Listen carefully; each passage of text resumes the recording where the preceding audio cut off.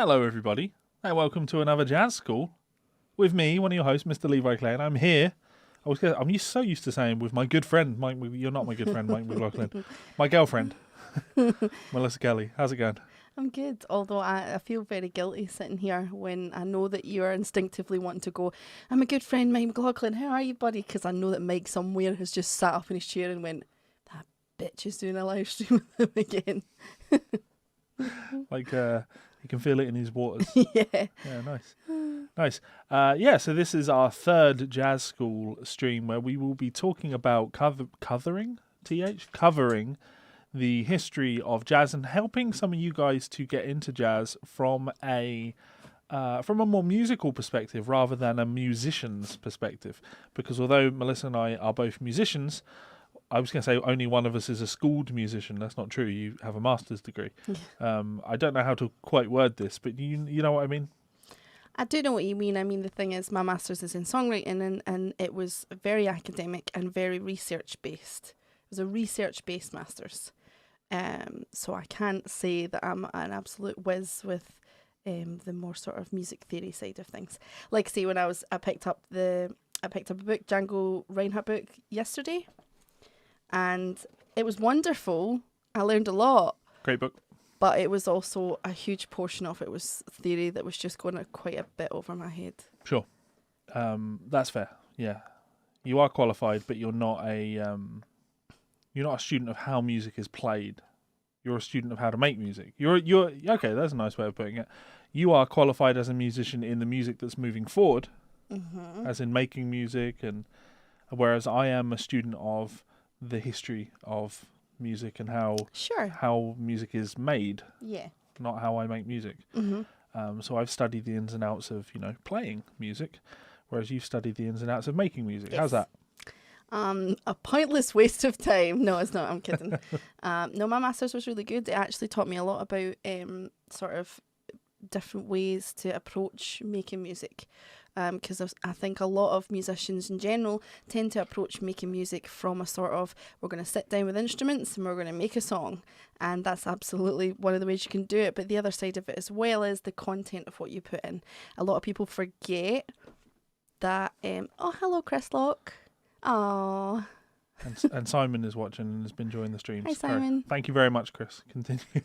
I'm so glad. It's like there's another way of writing songs where you do practice-led research, where you basically go and delve into the subject that you want to write about and think really hard about that, and that prompts your choice of, sure. I mean, it obviously prompts your choice of lyric, but it prompts your choice of harmony as well. It absolutely does. Sure. So when I did my master's, I decided to write a lot about the Scottish witch trials and different ways that appeared and how it now is perceived now, like the language we can use for it now, and there was a lot of that prompted what I wrote in the harmony, which tended to be creepy bitch music. But that's okay. So part of me was thinking what I'll do now is I'll head on over to your solo album and play a track and we can talk about it, but I need to get into the Gypsy Jazz side of things. We'll do that at the end though. Oh, okay. So if anyone's watching now, hang around to the end of the stream. We will put on one of the spooky witch bitch tracks and Melissa can give you a rundown of what's going on. I should prompt that I'm a very huge, for those of you that don't already know, I'm a huge Nick Cave and Tom Waits fan. That should give you some kind of idea of the depths of witchery and darkness. Okay. Cool. So the other thing I think that's probably worth mentioning is we are talking about Gypsy Jazz today, which is it's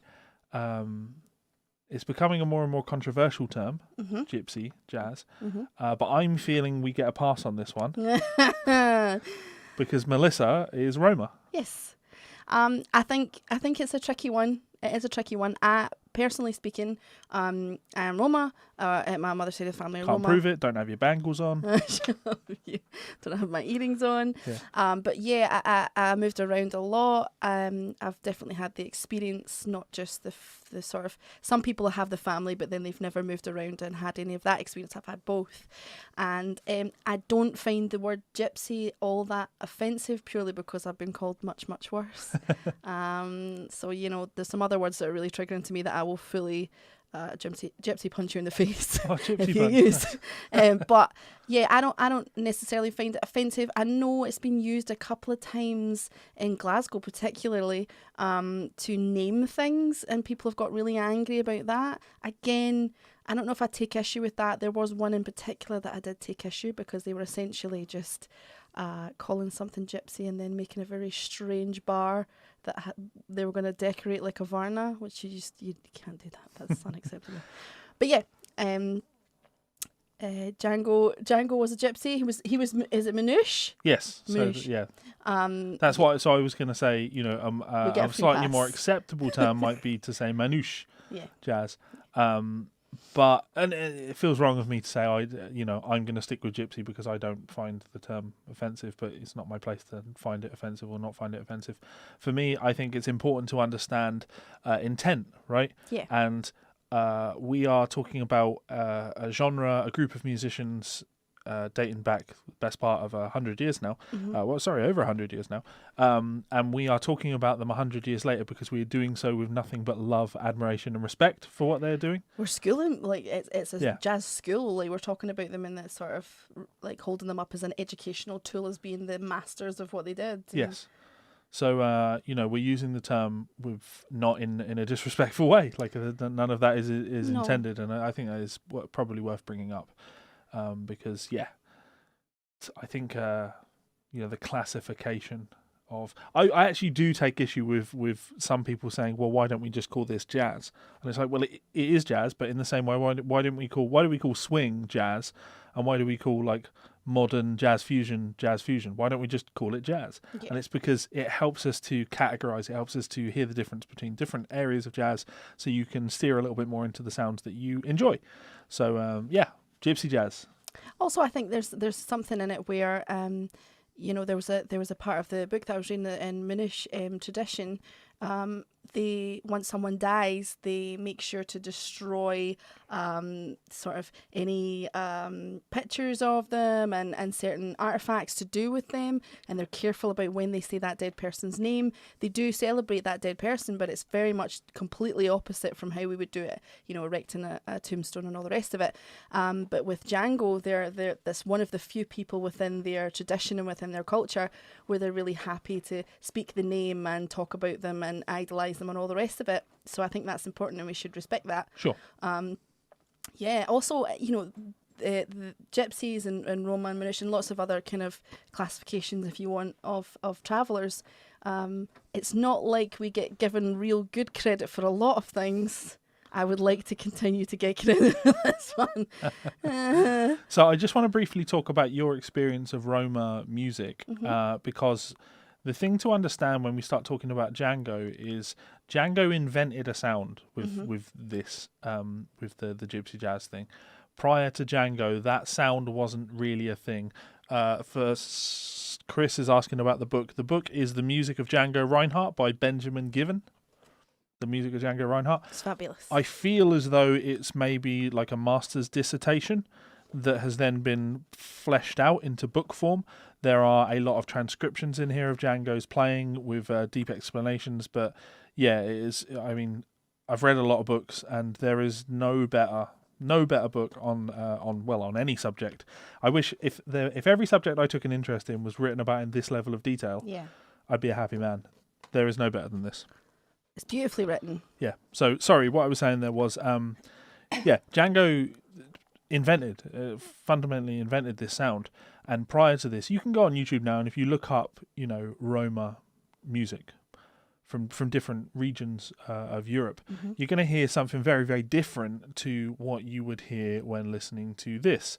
Now, sure, this has kind of permeated throughout the Roma communities, but I know you have experience of Roma music. How would you liken it to this?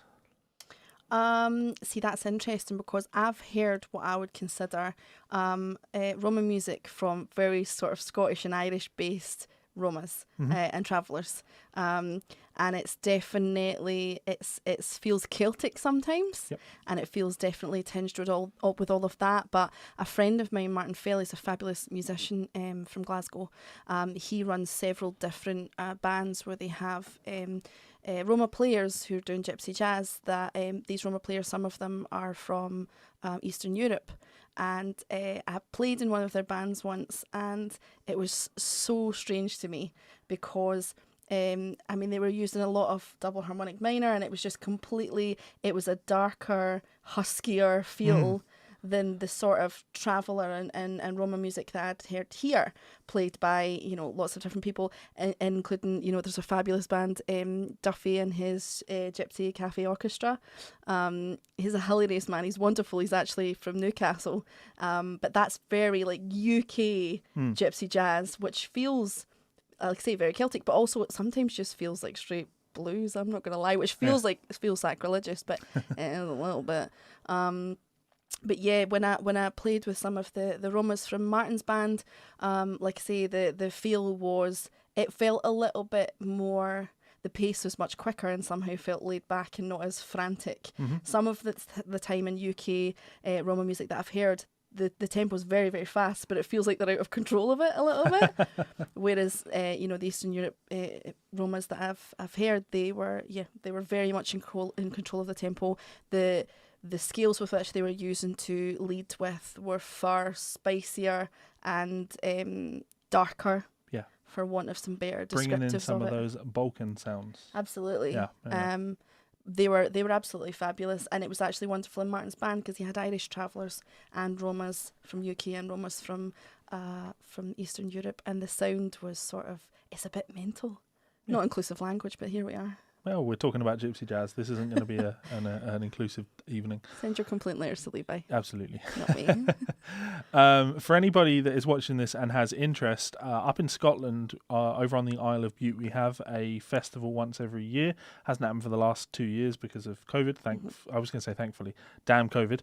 Not thankfully. Called Bute Manouche, which is a Gypsy Jazz festival. I will be there at the next one that happens. So if anybody wants to hang out, it is a nice festival where Gypsy Jazz players from all over the world come, they gather, and fans of the genre turn up, and they put on concerts and they do workshops where you can learn to play, not just guitar, turn up with any instrument type thing. They have classes for different instruments. Really looking forward to attending that and hopefully maybe see some of you guys there. Right, let's talk about Django. Okay. Django. I got a comment on Facebook about Django, because Django, the D is silent type thing. So it was a comment about Django versus gent. Does it gent or does it jangle? And in this case, who cares if it gents when it can jangle? And I like that. So yeah, that was Nick Morrison that posted words to that effect. I should quote him. Django is an incredibly important musician, an incredibly important guitar player for the evolution of guitar playing.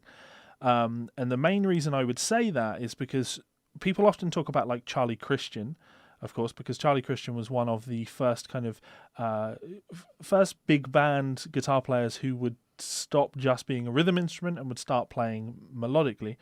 Of course, he had a pickup in his guitar, so he could be loud. Which prior to that, the guitar wasn't really suitable as a lead instrument in anything. We don't have the sustain that horns have, for example, and we certainly don't have the volume. Django started to pioneer his own sound primarily out of his love of American jazz music. He always just considered himself a jazz musician. He was trying to do the jazz music that he loved, but with the instruments and musicians that he had available on the other side of the world. And this was the sound that he created. So we're going to head on over to Wikipedia and just read a little bit about Django, give you a rough idea of the man's story. I see some comments going on over there. What's happening over there, Melissa? So we've got Connor saying he will definitely come to the Gypsy Jazz Festival in Bute. Yay! Chris is saying, seriously, I had no idea that was a thing. How long has that been happening? Over a decade, I think. Yeah, it's been going a long while from the look of it. I've not been before either. I've been to the Jazz Festival of Bute many times, and I'm sure there's crossover in my brain, but right, okay. Don't ask me. I have no idea. Yes. So do it. It'll be really fun. So Django Reinhardt, actually not his birth name. His birth name Jean. I love that, Jean. It's just so plain and lovely. Yeah, I mean he's Belgian born. So Jean or Jean. That was beautiful. No? Yeah? Sure. But yeah, but most known by his Romany nickname of Django. I'd love to know where he got that nickname from. Mm. It's like Satchel Mouth. I wonder where Django came from. So, Belgian-born, Romany-French jazz guitarist and composer, he was the first major jazz talent to emerge from Europe and remains the most significant. With violinist Stéphane Grappelli, Reinhardt formed the Paris-based Quintet de Haut Club de France in 1934. The group was among the first to play jazz that featured the guitar as a lead instrument. Reinhardt recorded in France with many visiting American musicians, including Coleman Hawkins, Benny Carter, briefly toured the United States with Duke Ellington's orchestra in 1946. He died suddenly of a stroke in 1953 at the age of 43. So young. Yeah. Reinhardt's most popular compositions have become standards within Gypsy Jazz, including Minor Swing, Daphne, Belleville, Djangology, Swing 42, Nuages, and jazz guitarist Frank Vignola claims that nearly every major popular music guitarist in the world has been influenced by Reinhardt. Yes, it's like saying that every rock guitar player is influenced by Tony Iommi of Black Sabbath, because it's evolution from there. Sure. Or every country guitar player is influenced by Brent Mason, because everyone's heard him. Every singer is influenced by Ella Fitzgerald. That is fact. Yeah. Fact. Over the last few decades, annual Django festivals have been held throughout Europe and the US, and a biography has been written about his life. In February 2017, the Berlin International Film Festival held the world premiere of the French film Django. I learned something interesting about Django that really blew my mind. Go on. Really blew my mind. He was a violinist before he played the guitar. Okay. That was his first instrument. I did not know that. I just assumed, as with a lot of Roma players that are playing Gypsy Jazz, that he was playing it from very, very young. So that was really interesting to me.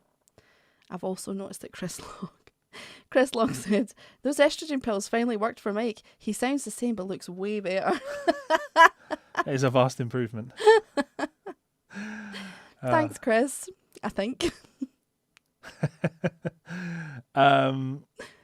Good. I enjoyed that. Legendary musician. Of course, he has a long page on Wikipedia, probably longer than Duke Ellington's. It's definitely longer than Duke Ellington's. Yeah, and lots of things that are probably worth mentioning about Django before we actually get into listening to his music. Of course, the most notable thing that everybody already knows about Django is he was in a horrible caravan fire, and his hand was horrendously burned. Yes, so basically what happened was there were some fake flowers in his caravan that his wife had bought to give away to someone, and they caught fire, and because they were fake, I think they were fake, I'm pretty sure they were fake, it damaged. So this was something that was in the book that I found really interesting, because there's no real, Django didn't keep journals of any kind that we can call up for academic referencing. And there's only one bit of footage. Right. There is some footage of him playing, just one bit though. So we've only really got footage and photographs to go from. Footage would be enough for if there was a lot of footage, but one clip. I'm pretty sure there's just one clip of Django playing, but two at most. So I know what you're going to talk about. You're going to talk about the arguments that people have over how much. Oh, so many arguments. How much dexterity he had with those fingers. I was always, it's one of those things. I was always under the impression it was none whatsoever, right? Other than for chord voicings that he would play, because they were kind of fused in this position. Yeah. And that made sense based on looking at images of him.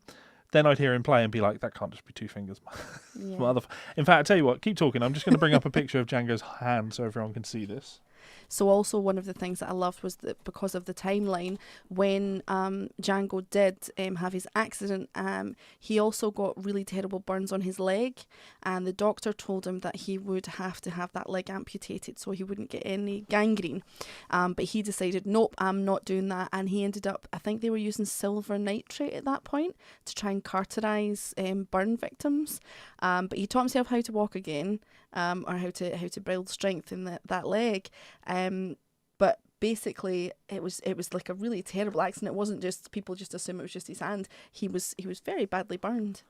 So I've got some pictures up here. We'll just scroll through some of these. You can see this hand was in definitely in quite in a bad way. You can really see the burning here.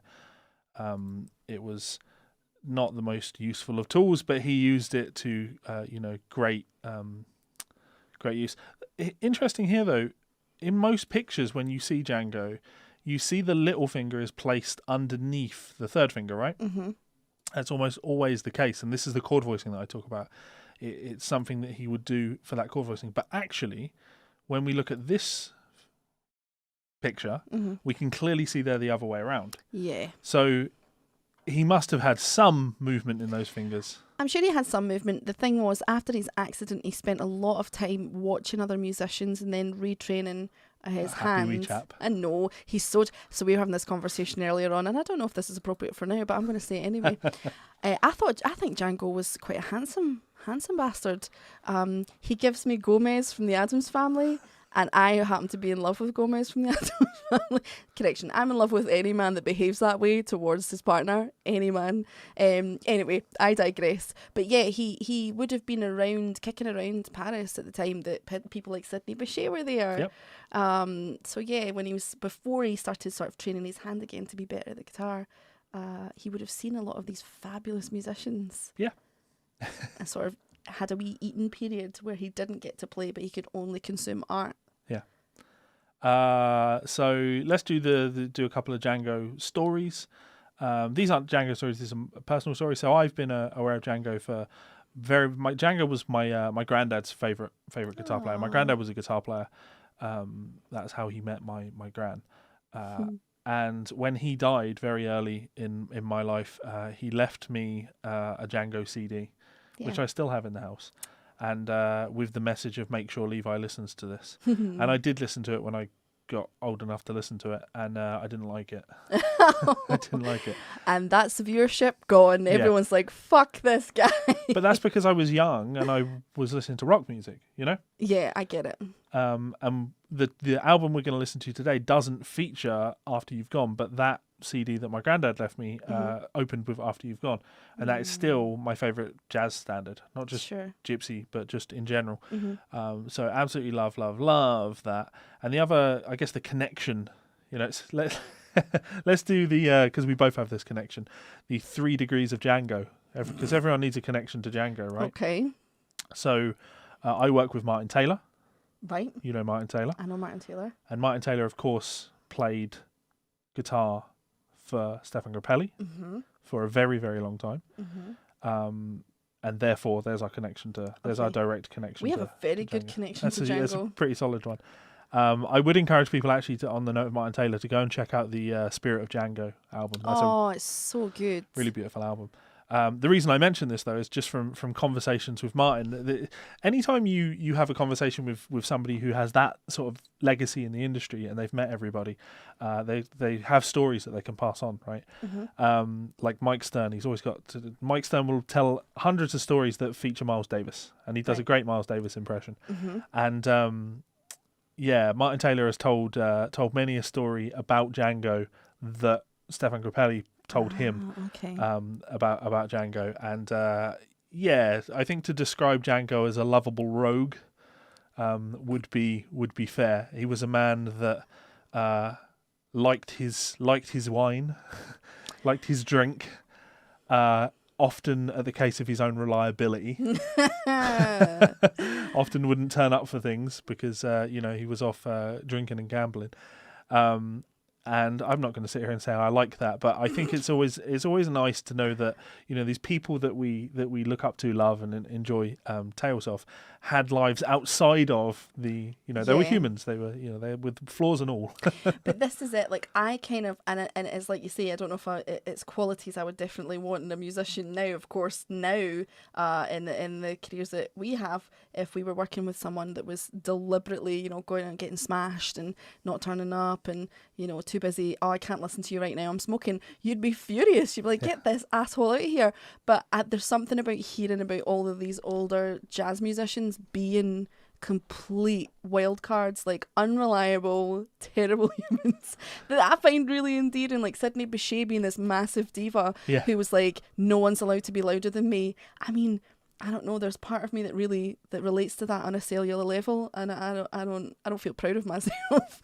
But yeah, I love these stories of them being just complete,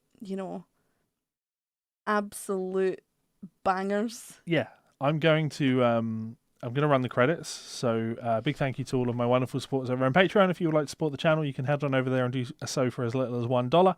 Get lots of cool stuff in return. I see many of my patrons on the stream now, so thank you for tuning in and thank you for your support. Pick a name. Oh, thanks Crawford, Kai, Mike, Chris. You don't need to read every name. Come on. Shut your whore mouth. And if Tom, that doesn't Brian, suit, Chris, Jake, Cliff, Scott. you can head on over to Amazon and check out one of my books. I have lots of books available. We're gonna tell one more Django story because I read this out on the Guitar Souls podcast and I really enjoyed this. Okay. So this is, I'm going to bring it up in a second. Mm-hmm. There is in fact, why don't you read this? Why don't you read this tale? Okay. In 1946, Les finally met Django. So this is Les Paul. Ah, okay. The Les Paul. I was like, who the fuck's Les? Yeah. The doorman at the Paramount yelled, Les, there's someone here to see you. His name's Django Reinhardt. I said, yeah, right. Send up Jesus Christ and a case of beer. I thought he was pulling my chain, so I wised off.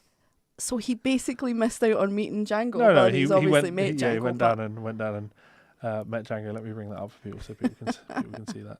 I would have done the same, to be fair. That's probably the equivalent of somebody be like, Melissa, Stevie Wonder's downstairs. I'd be like, how about you? Swear words. Lots of swear words. Yeah. No, it makes sense. Les was a big fan of Django's playing, but Django was a jazz fan, and that meant that he obviously would have been a big fan of Django's playing. Yeah.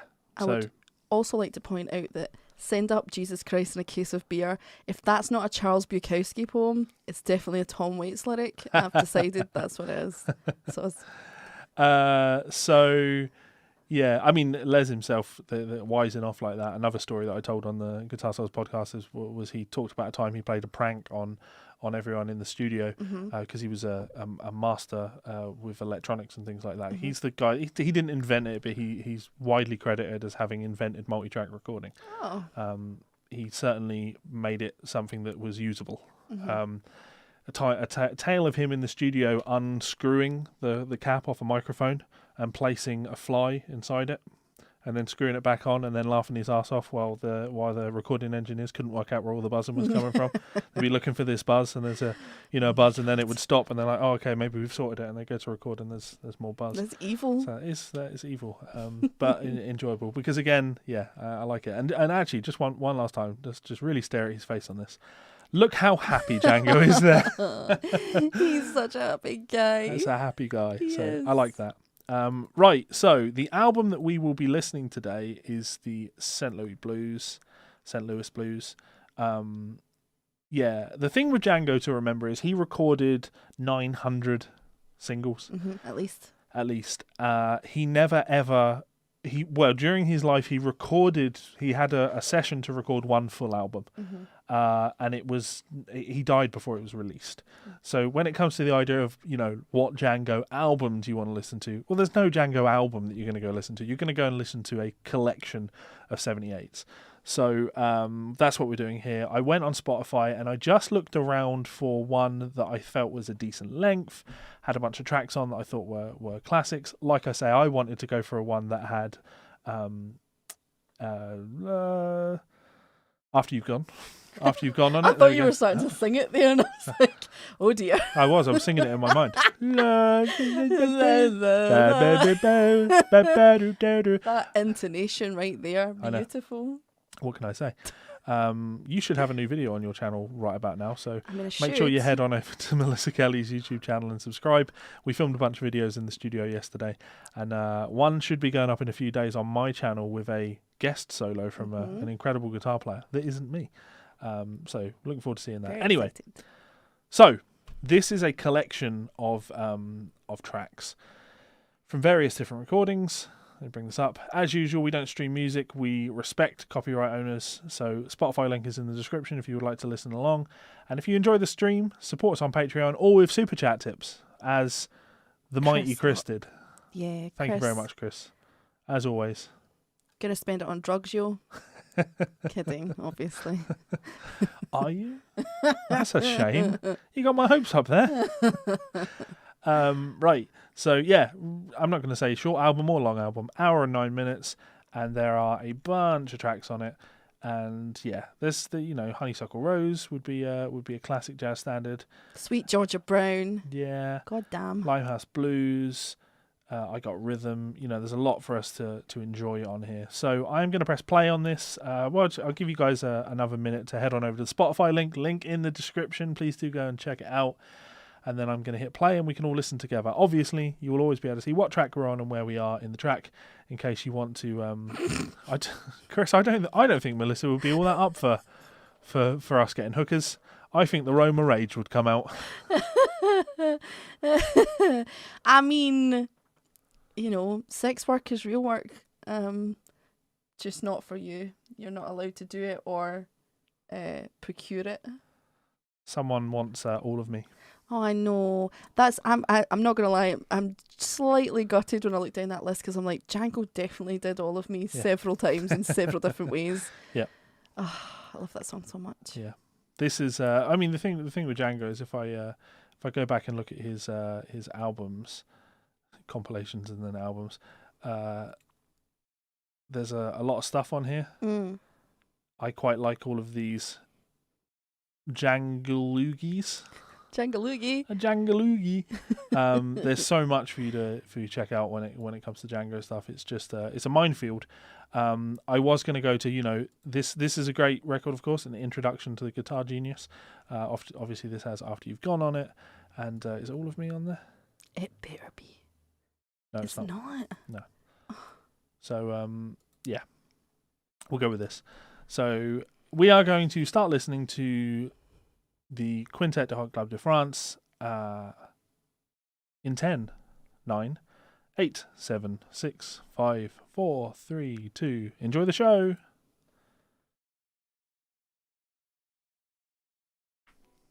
Lovely bit of tension. I guess the other thing you have to mention when it comes to sweet picking, Django in this setting, Gypsy Jazz guitarists in general, we're not expecting there to be drums. We're expecting an upright bass, a violin, 2 rhythm guitars, a lead guitar. So, yeah. Many people might not know this. Maybe they've never actually played one. Have you played a Gypsy Jazz guitar?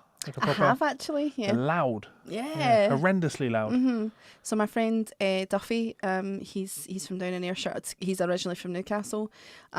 He's got a collection of different gypsy guitars, and he has a really... I mean, I'm not sure if the band are still going anymore, but there was Duffy's Gypsy Cafe Orchestra, and they did... they did a lot of jam nights and things where, you could come up and you could play their instruments and things. And I do remember having a shot and being like, oh, wow. Yeah. Including Duffy's bouzouki was just obnoxiously loud. But then I guess these guitars weren't built to have a pickup in them. They were Exactly. They needed to create a lot of volume. And especially, I always found it interesting that you'd have 2 rhythm guitar players and 1 lead guitar player. So... he's got to get over the top of a rhythm guitarist. And a huge part of this playing style, when you learn to play it authentically, is there's a lot of pick attack. They're really hitting the strings. And I could talk about the Gypsy Jazz picking style for hours on end, but a huge part of that is projection. It helps you strike inwards towards the body, making the string vibrate on that plane. It projects sound outwards.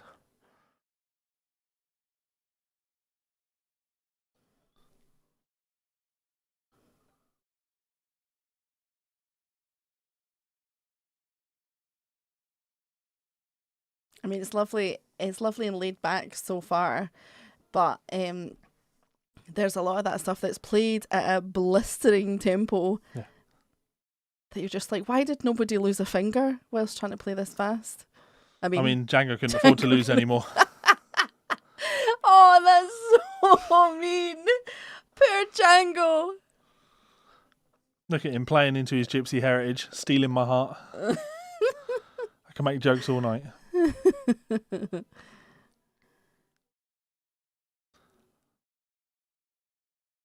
And just fall in line with some of the things that we said at the start of these jazz school streams, where we were talking about the idea of melodic playing and ways into jazz music that isn't heavy intellectual. Sure, you can be heavy intellectual about this if you want to. Again, Don't do it. It's definitely technique's not the right word for it, but there's a lot more. There's definitely a lot more virtuosic passages in Django's music compared to the Duke Ellington stuff that we'd listened to and the Sidney Bechet stuff that we'd listened to. But it's not lost the plot. Yeah. You know, still a lot of melody here. You could imitate, you could sing most of these violin lines. You know. Okay, so on to a classic.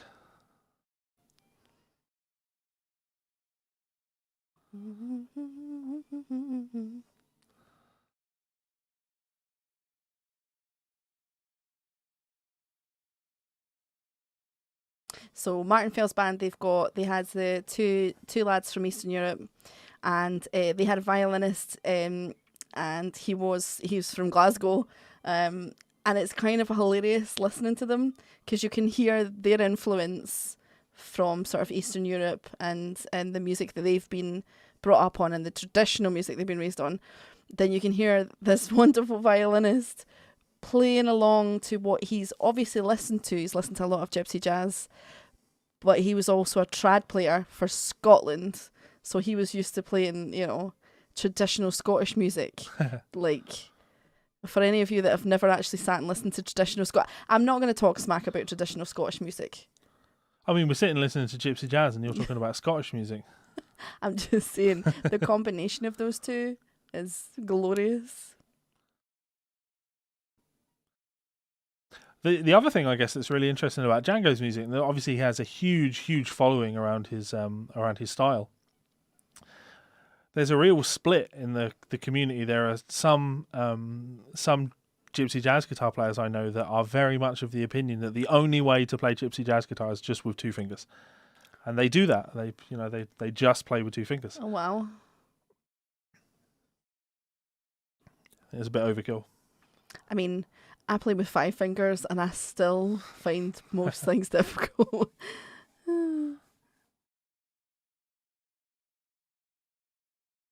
And for me, like, obviously the defining part of the Gypsy Jazz thing, aside from the timbres, is the rhythms, right? Mm-hmm. That really up tempo. A 1 2 3, a 1 2 3 4, 1 2 3 4, 1 2 3 4, 1 2 3 4, 1 2 3 4. People can't hear the music actually, so. But the La Pompe rhythm, as they call it, the pump, the 1 2 3 4, heavy accents on that 2 and 4, and you would assume just doing their best to imitate the big band swing sound, the 4 on the floor sound that you would hear stateside. Putting this stuff together with guitars, magic. So someone's asking, what are your thoughts on Jimmy Rosenberg? Jimmy Rosenberg is the most ridiculous Gypsy Jazz guitar player.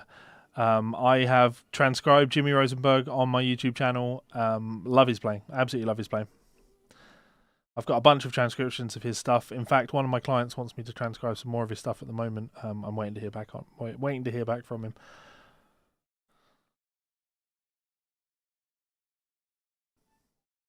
The thing that's nice about Jimmy is because he's outrageously talented, but then there's there's footage of him. So it's one of those, you can't believe what you're seeing with Django because you can't see it, whereas you get to see it with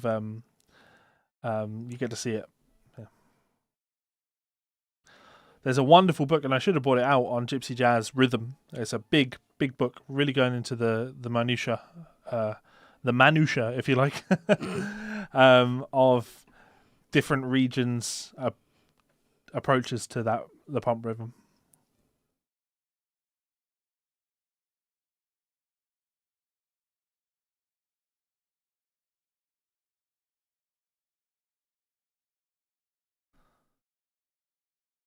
Yeah, man, 220 BPM, and that's like light tempos for the Gypsy Jazz guys.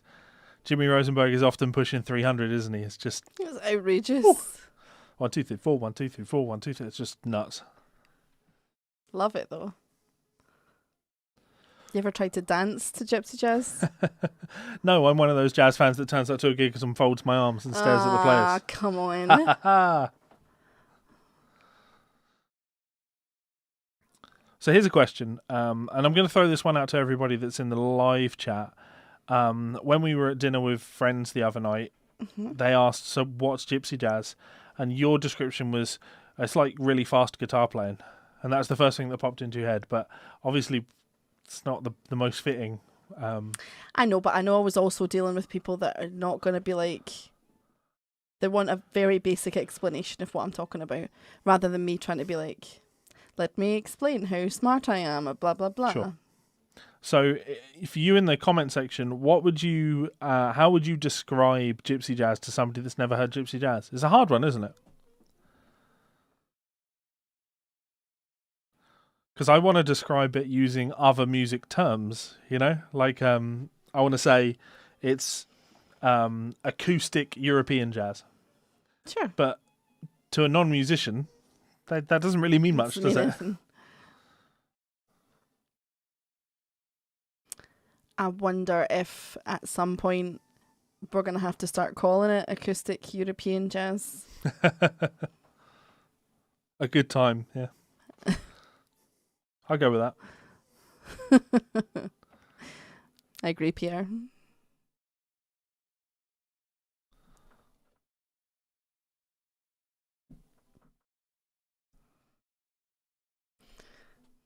I really like those very syncopated bits. I do really enjoy that.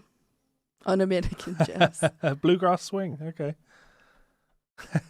But what we learned from these very guests that we had in the house was she's a big fan of bluegrass, but she didn't realise it. What she said was, I've started to get into, there's a few country artists that I like, and then she would just every single time list off bluegrass musicians. And I'm like, well, that's not, you know, it's okay. I know not liking country music is cool, so don't worry, you don't like country music.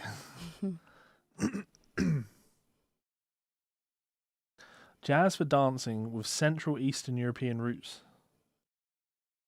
Jazz but with sixths. There's the theorist coming out.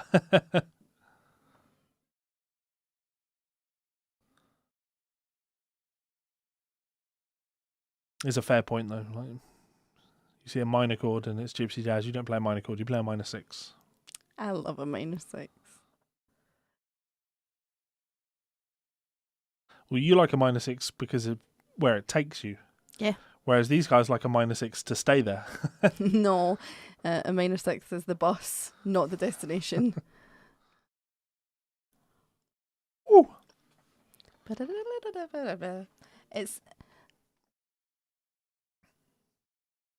It's the constant in and out of rhythm as well, of like, they'll pick up speeds like that with a lead and then just go back to that Sidney Bechet style of just very simple melody. So here's an out there in the weeds guitar related question. Is economy picking fundamental for Gypsy Jazz? Gypsy Jazz picking and economy picking might look like they share things, but they don't have a whole lot in common. The whole concept behind economy picking is being the most economic you possibly can with your pick. So anytime you change strings, you go the most direct route possible. Often that's going to mean sweeping between strings, but never outside picking. If you're outside picking, you've got your economy picking wrong, right? You should always be going the most direct route. The only thing that Gypsy Jazz has in common with that is sometimes they will sweep between strings. You'll have consecutive downstrokes, and the motion is very much a sweeping motion. But it's only ever on the descent. And the idea is that, or the reason behind that, is that in the Gypsy Jazz world, how you pick the string, and like I mentioned it earlier, getting projection from the guitar, getting as much volume and body to the sound of the note as possible, that's really important. So the picking motion is always pushing into the guitar. And what that means is you almost, occasionally it happens, but almost never start a string with an upstroke. So when you watch, there's great footage of like Stacello Rosenberg doing tuition material, When he ascends through an arpeggio, he will sweep through it. So push the string through, down, down, down, down, down. When he descends that arpeggio, he will still play down, down, down, down, down. Because in the Gypsy Jazz vernacular, idiom, if you like, you start new strings with downstrokes. So there are times where it's economic, and there are times where it's extremely uneconomic in terms of its picking technique. So there you go. Nerded out.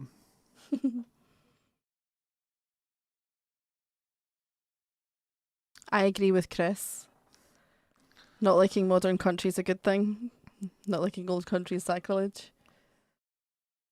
I hope you're enjoying the game, Chris. It is absolutely incredible.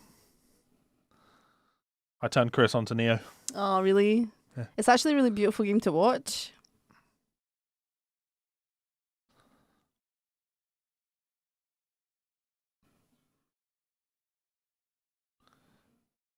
You're very welcome. If you want to learn more about the Gypsy Jazz picking thing, I mean, really, for any Gypsy Jazz stuff you want to learn, you want to go to djangobooks.com. That's really the go-to source for, materials on Django's playing, on Gypsy Jazz playing in general. And they have a technique book, a picking technique book there. I actually got the really nice rhythm guitar book from that website, and postage to the UK was like $90 or something like that, and I was like, it's just too much. I'm not doing that. An expensive book in general, and with that postage, it was just like, no. So I had it delivered to my pal Renee in New York, in Brooklyn, and then he brought it over for me when he came over to see me. And when they sent it to him, they signed it, so it's signed to Renee. Damn it! It's all right.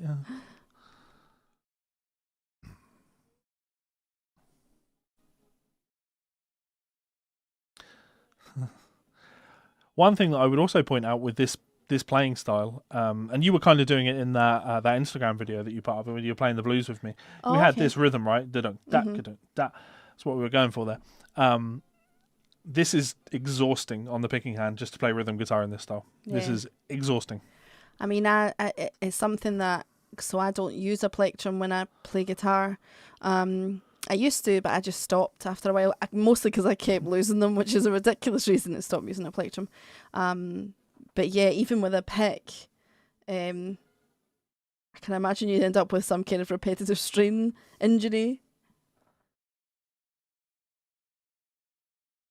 I think it is an essential rhythm technique that everybody should be comfortable with.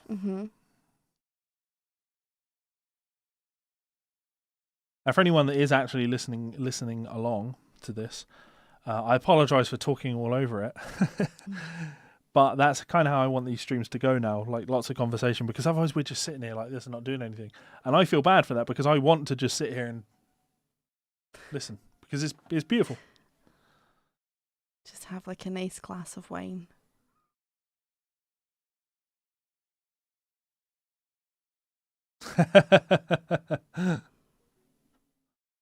I'm just going to triple check that it's djangobooks.com. Pretty sure.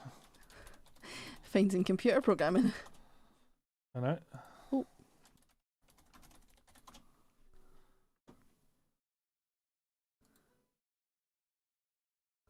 I mean, was that not what I typed in?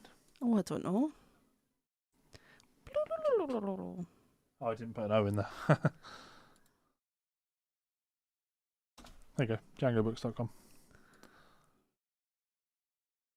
You can buy guitars on there and stuff.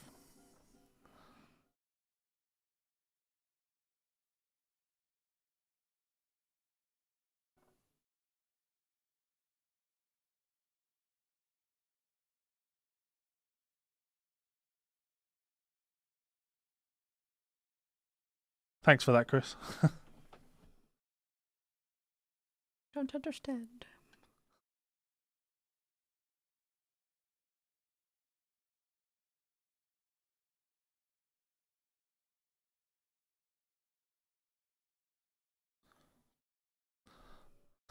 And again, when you think of our Sydney Bechet stream where I bitched about the guitar and what it's capable of, really, I guess, I'm just a whiny little bitch, because Django makes the guitar sound absolutely beautiful. But Stefan Grappelli's ability to sound a note for a long time and have a lot of sustain out of a note. And it's that same thing, isn't it? Being able to start a note very quiet and then get that note louder is just an expressive tool. So you get a wider vibrato on the violin.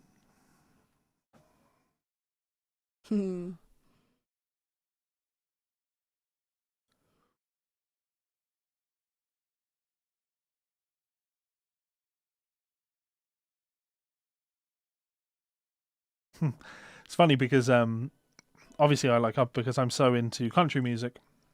In country music, you would never say the violin player. You'd say the fiddle player, right? Because there's a difference between a violin player and a fiddle player.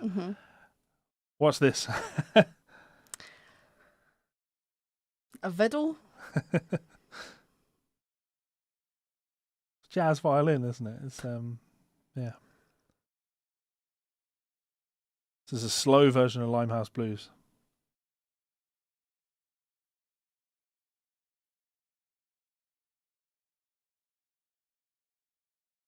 Violin sounded really strange there for a second.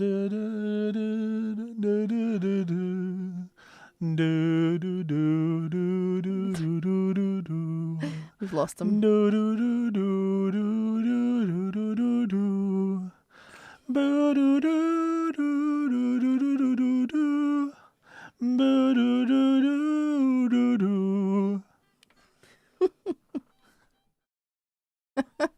It's very happy music, I will say that.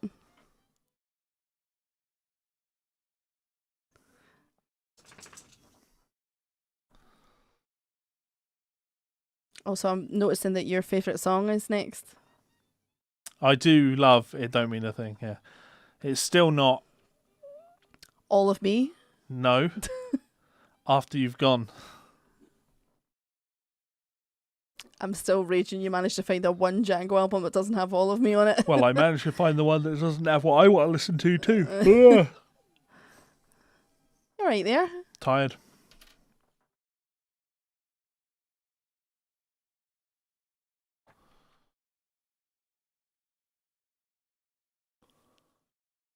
I guess we were talking about the reasons that we were doing these streams, and the idea was to help people get into jazz, not just from a listening perspective, but maybe even from a playing perspective, right? This is not entry-level guitar playing. No. You can pick up a few of these melodies, but Django could really play. But I guess the point of these as well is not just to bring introductory stuff as far as instruments are concerned, but also to just for listening. Yes. Ear training. That was glorious. It's just playful, isn't it? It's such a playful style of music. You're not going to make it to the end of this stream. I'm fine. My eyes just started to water. Are you crying? It's just so beautiful. Like a teapot. Where's Lee when you need her?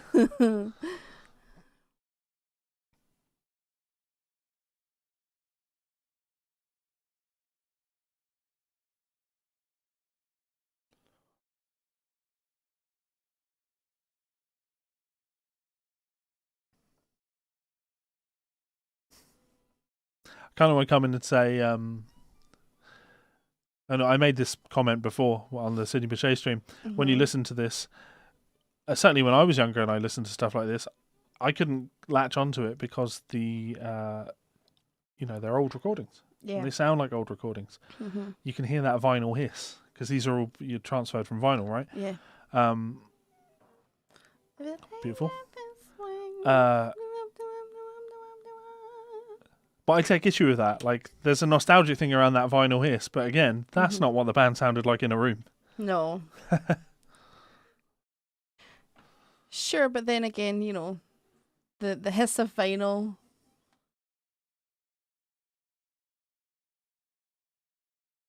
Gypsy Jazz backing tracks to practice switching arpeggios. Not that, there are better options for that, just because when it comes to... There was a comment earlier about Gypsy Jazz being jazz with sixths. in Gypsy Jazz, you'll have a lot of minor 6 chords, and you don't practice a lot of minor 6 arpeggios.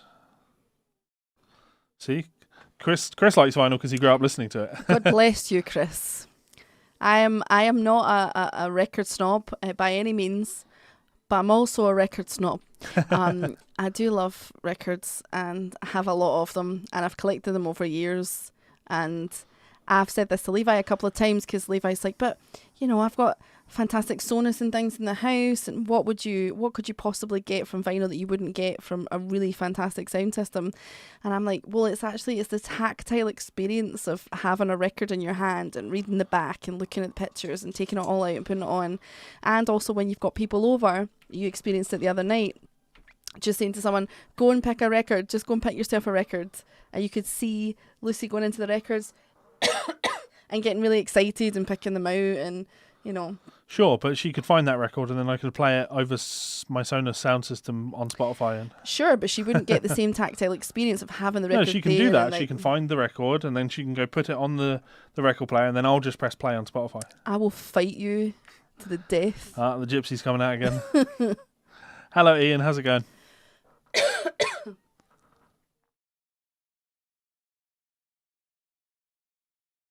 See, I made the joke earlier about every rock guitar player being influenced by Tony Iommi, but because Tony Iommi lost his fingertips, you could say that Tony must have been influenced by Django, and therefore every rock player influenced by Django.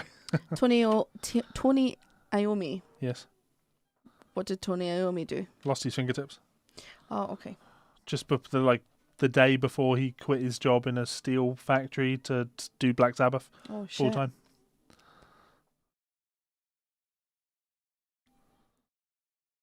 See, Chris, I agree with you, Chris. If you don't get a kick out of going through records and looking at them and then listening to the hissy, beautiful records, you're Levi Clay. Hey, there are worse things to be than Levi Clay. That's true. You could be Levi Clay's socks.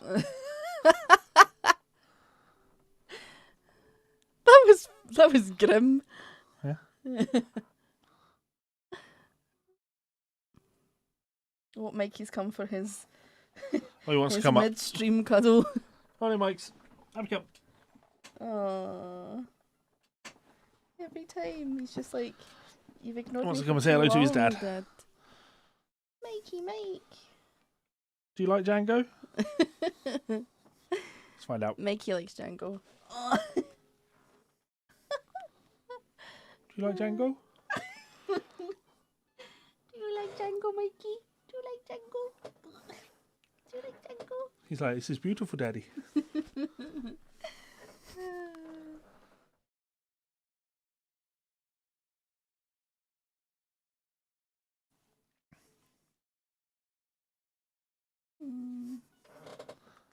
We've had a lot of adventures, haven't we, Michael? And yours are coming to an end. No, stop that. Please, somebody save me from Levi Clay talking about the fact that the dog's journey's coming to an end. Can you not do that? Terrifying. Sweet wee face.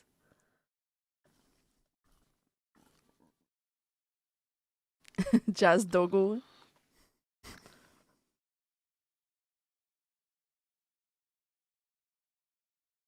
He is a jazz doggo. His name's Mikey, and he's named after Michael Brecker. His full name's Michael Felix Brecker. Not that Michael Brecker's middle name was Felix. Threw that in there for good measure. Michael Felix Brecker. Mm-hmm.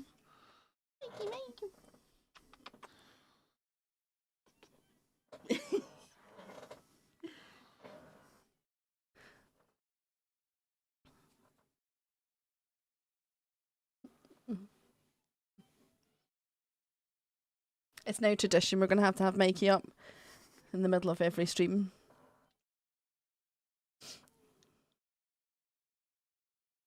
The tempo's getting up a little bit now. Volume's picking up. I also love when they're like shouting things. Aha! No! We're like, oh! Like, for those of you that might like the sound of people shouting in old records and not realise it, if you go and listen to Etta James, I Just Want to Make Love to You, halfway through the song, you can hear someone in the sound booth shouting it at James. So good. You got to turn up real loud though. Oh no. Should have called him Michael McLaughlin Brecker. My relationship with Mikey is much longer than my relationship with Mike. Oofed.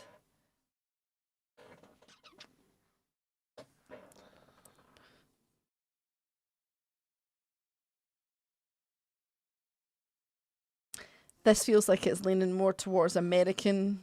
So that's jazz. the other thing to consider with Django. As his career went on, his sound became a lot more authentically American. Yeah. But then if he was he touring with Duke? Yep. It would have been impossible for him not.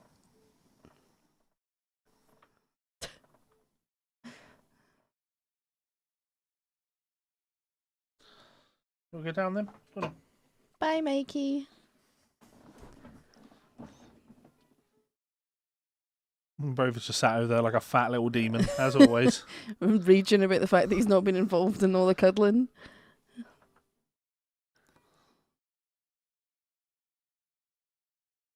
I guess that's another thing that you have to mention when it comes to Django's playing is the string bending. Did a lot of that string bending. Not in a blues rock way, but... So in what way was he doing it then? Well, just bends a string.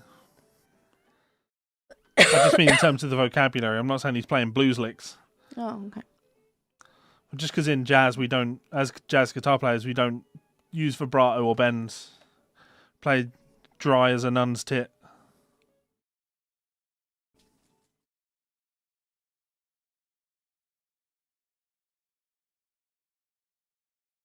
Yeah, maybe not. I don't know if dilution of his original sound. I like artists that kind of explore and become the artists that they want to be. And of course, the beauty of recordings is that they're always there. So it doesn't matter that Malmsteen's new album is garbage because the first 4 albums still exist.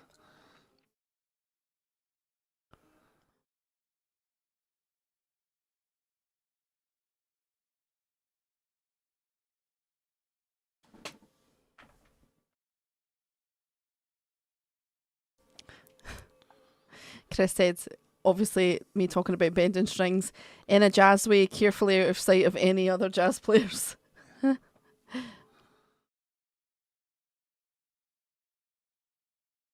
Them their eyes. Da da ba da ba da ba da.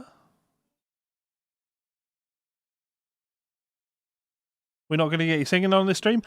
I'm going to make you do some singing now, right? So, we listened to a lot of clarinet. Mm-hmm. We listened to trumpet. Mm-hmm. And you gave us your thoughts on how you imitate those sounds with your voice. How do you do a violin?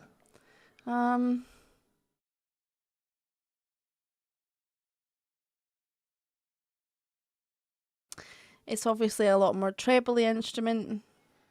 Thinner. It's a thinner sound. I mean, it doesn't help now that...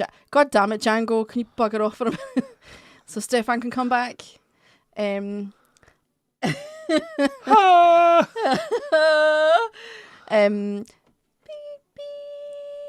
would be... You'd have to be like... Yeah, you'd have to... I would imagine...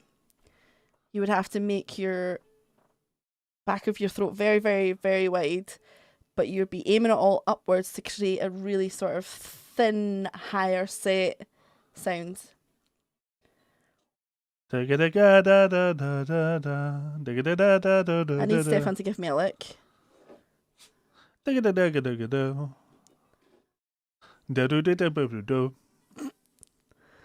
Alright, my intonation's bad, okay? Go fuck yourself. I didn't say a goddamn word. Here he comes. Get in the bin. Okay, yeah.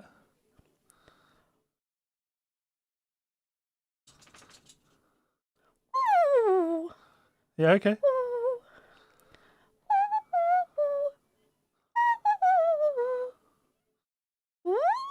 It's like... Sure.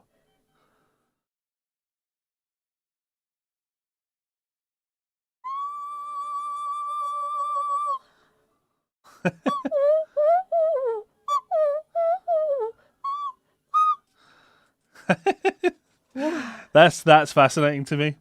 That should be stream highlight, I think, because obviously they can't hear the music. Oh, okay. So they just got to see your face as you gradually thought about how to sound like a violin.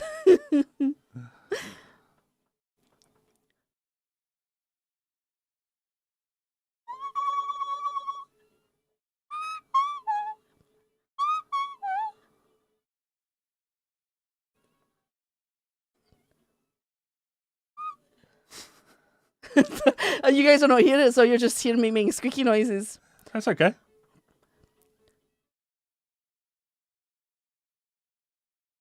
Pass the Telecaster.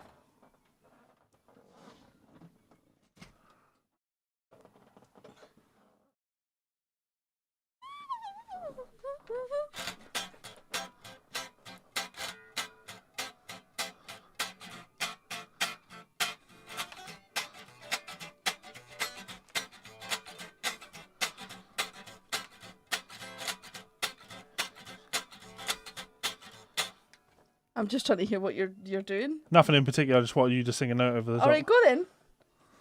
Because all I can hear is Stefan.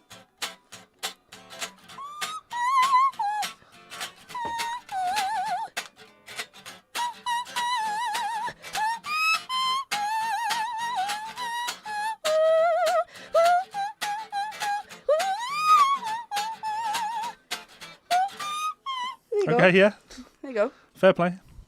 You talented motherfucker. It's almost like I was a lonely, geeky child who spent a lot of time learning how to mimic things. Yeah. Violin's it's a very, like I say, very thin, very trebly. Chris says you sound like a kazoo. No, that's more like no, it's like trumpety and that. I'm just going to come up with my own thesaurus for all of these things. Trumpety is absolutely a word. Sure. I'll give you trumpety. I'll give you a good trumpeting. There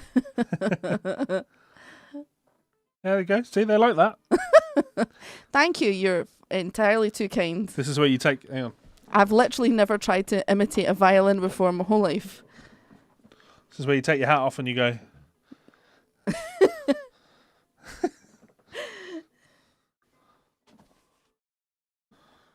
You look like one of these guys who calls himself a DJ and he's just got a laptop and he just turns up and a long list of sexual assault allegations.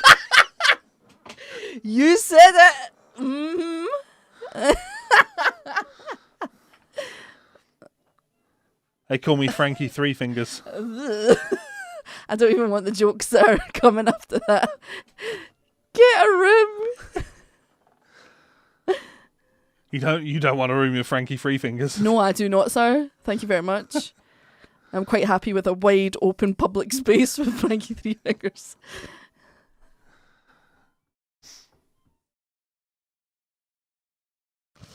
Three little words. Frankie Three Fingers. Is that what Django was playing about? He was playing about Yeah. a DJ. A DJ. A laptop DJ. A sexual assaulter. A molesterer. He also sells hot tubs during the day. Oh, yeah. No, double glazing. Oh, okay.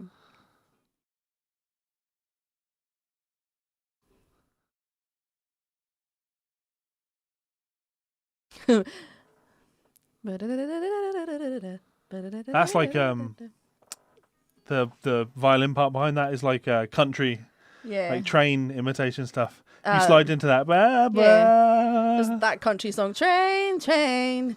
Da-da-dum, ba, ba, ba. I've forgotten how it goes. That's terrible. Come back to me.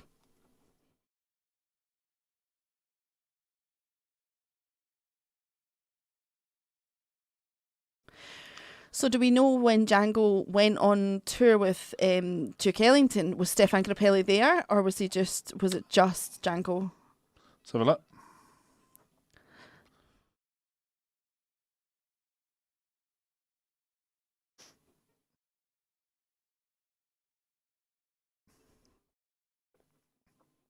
So it was only a brief tour. Let's have a look.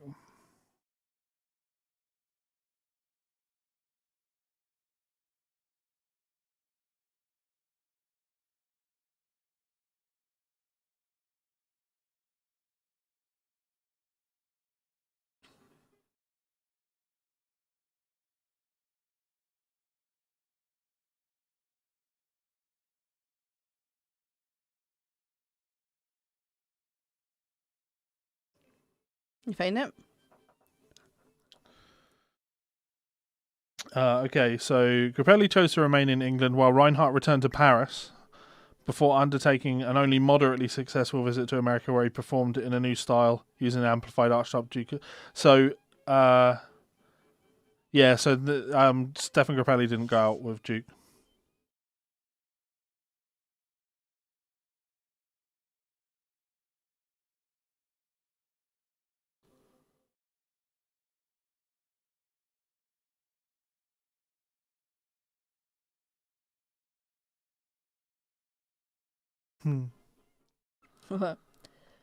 I just love the idea of you learning Gypsy Jazz rhythm guitar.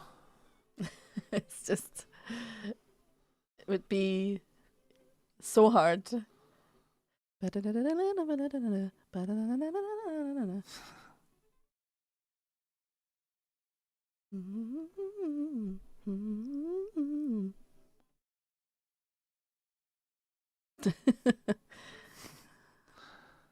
Sometimes I feel with melodies like this in jazz, it feels like an in-joke type thing. Yeah. Like if they play it and laugh. Look what we just did type thing.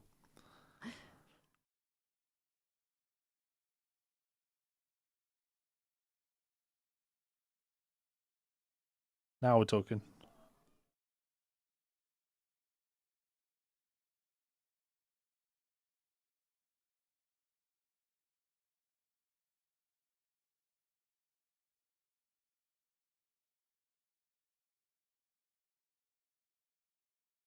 Imagine what Django could have done with a Strat.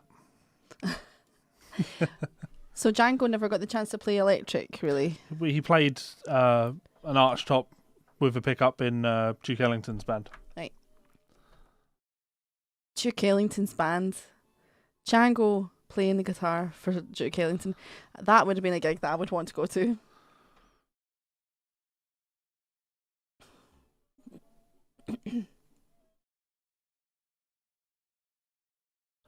I could probably get a gig as an upright bass player in a Gypsy Jazz band. Can you play upright bass? I don't know. I think I reckon I can get by on an upright bass. Bass is deceptively difficult. Sure. In fact, Luther, my friend Luther, he was the bassist for the Crows when we first started. Luther's Roma as well, and that was one of his first music jobs, was playing upright bass for a Gypsy Jazz band. And he was sort of talking to me about it at the time and be like, yeah, but I've had a couple of rehearsals, it'll be totally fine. And then he came back later and he's like, no, that was really terrifying, I don't want to do that again. He did do it again, but he was terrified by it.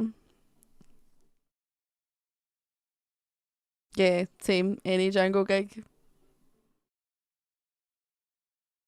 Or just to be in Paris around those times. I mean, granted, there was this... You want to be around Paris, in Paris at any time. I do love Paris. I love the music in Paris it's like London, really. It's very multicultural. I have to disagree with you there. Oh. I would not want to be in Paris in 1939. Because of the war, I know. Don't talk about the war. Yeah. I wouldn't. It's that nostalgic thing. I wouldn't want to be there at that time. In fact, I definitely, certainly would not. Oh, you certainly I would not want to be there at that time. But the music that was kicking around Paris at that time was pretty amazing.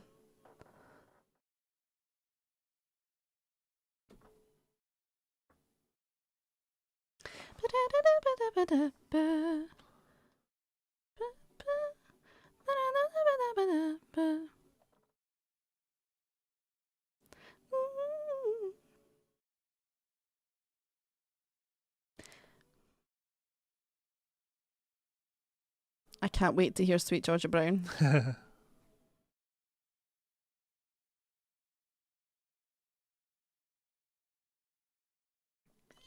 Oh, it's so high. Honeysuckle Rose.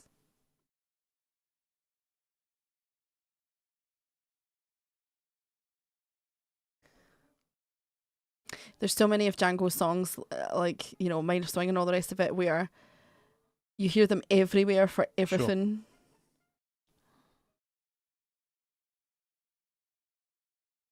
Yeah, to me, minor swing is the co-op advert. Oh. And this sounds like an M&S advert. Or an advert for like Thompson Holidays. I mean, nothing says what an influence Django has had on the world than there's a track in 2 Point Hospital called Django in the Jungle. Yeah. Django should have lived long enough to make that song, Django in the Jungle. Fantastic. I don't know. I think he would have had a successful career as Mr. Bojangles. Mr. Bojangos. Mr. Bojango. You absolute goon. Goon. You're a goon, sir. Oh dear. Yeah, there is that thing as well about a lot of those musicians, because they lived so hard, they died really early. So we never got a chance to see them destroy their career by being a complete FUD. So I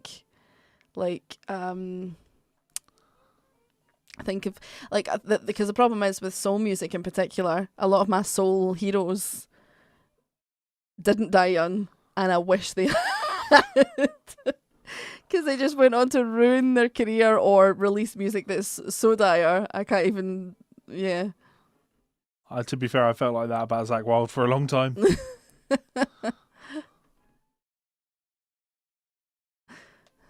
Chris, jeez. I can't even remember what we were talking about that got that reaction. I'm sure it was something heinous.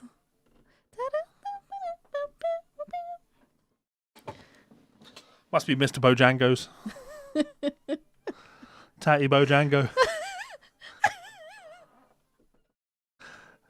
Have I done it again? I just almost sent you into a laughing fit on the stream. Tatty Bojango. That would be like your cabaret name. That's what I call your boobies. Your Tatty Bojangos. Levi Clay.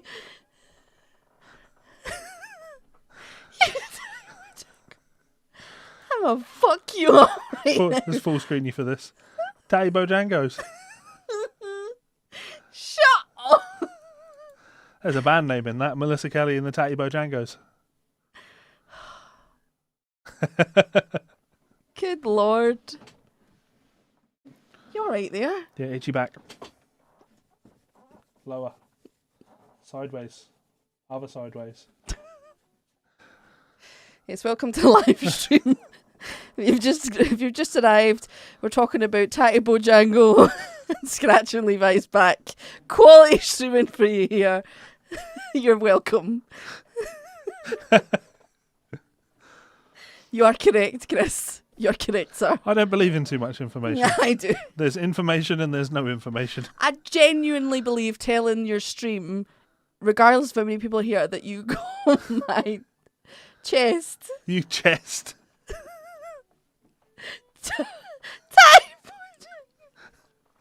There we go, I got it. Django. Sick. Hey, Mikes.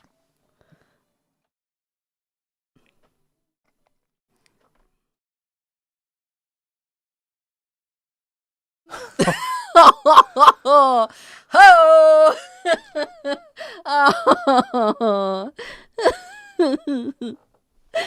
Ow! What was that? You whacking my knee. Oh, sorry. That's okay. Oh, someone got some burn cream. We're going to have to send Levi to the burn unit. I think after this stream, we're going to have to go get some emergency ice cream. What's your emergency? I'm out of ice cream. Oh, dear.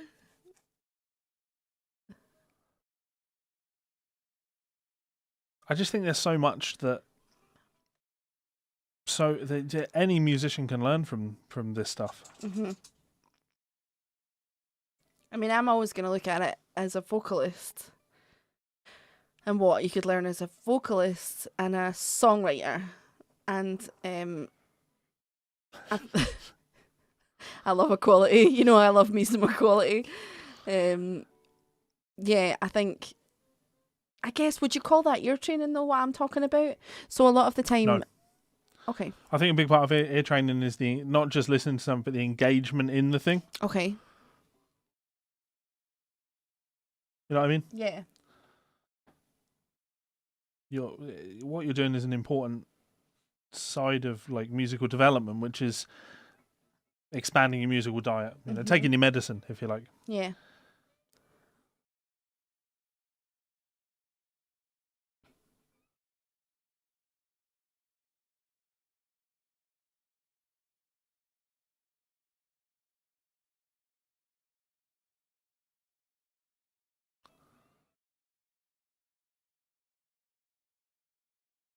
I think the one aspect of my ear that is, you know, not where I'd want it to be, and it's because I didn't put any time into it when I was younger.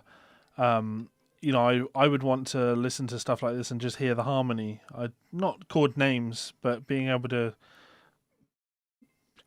You say that, you know, that was the one chord. Okay, then we've gone to the sixth chord. You know what I mean? Mm-hmm. Because it's much easier to sketch a tune out in your mind when you can do that.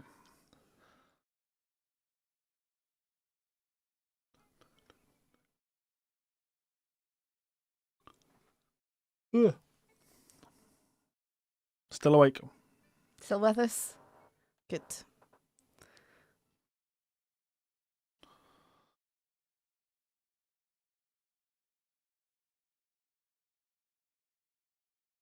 I think the thing I enjoy most, like if somebody had to say what's a great thing that you can pick up from Django, is that you don't always have to play. Yes. Oh, God, yes. And I tell you what... Leaving space, letting the notes sing. Mm-hmm. As much as you can on guitar. It's a lesson that a lot of guitarists just don't learn. And I don't want to shit on guitarists for a minute because I don't want to say I love guitarists. I do love guitarists. No, you don't. You hate I guitarists. don't hate guitarists. But it's mostly because my experience of working with a lot of different guitarists, the one thing they all tend to have in common is they don't know when the hell to shut up. And granted, that's probably because the genre I'm in. I'm usually in blues or soul, and blues guitarists do not know how to shut the hell up. But yeah, leaving space. Because there's nothing more exciting for a blues guitarist to do than to stand up and say, "Hey guys, look at my guitar, look at the thing I know. Let me play the same thing you've heard for the last 50 years." Oh. And I love blues, but Sure. yeah. It's fun. Maybe you'll agree with me on this after watching it last night, but Eric Johnson, right? Yeah. Man, that guy can play like a motherfucker when he wants to. Yeah. Like he can play more notes than anyone. Well, not anyone, but you know what I mean. Yeah. But that's not his defining, you know, he knows when to not. Yeah. He knows when to let something sing. Yeah, he's playing to the song, not to himself.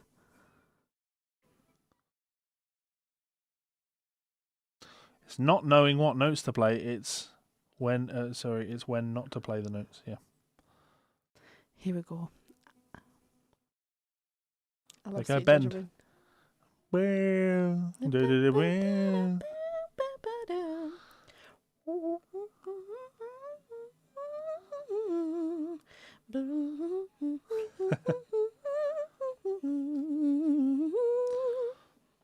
So, Chris, seeing as you're still watching, here's a question. This is our third jazz school stream. Sidney Bechet, Duke Ellington, Louis Armstrong, and now Django. Where do you think we go next?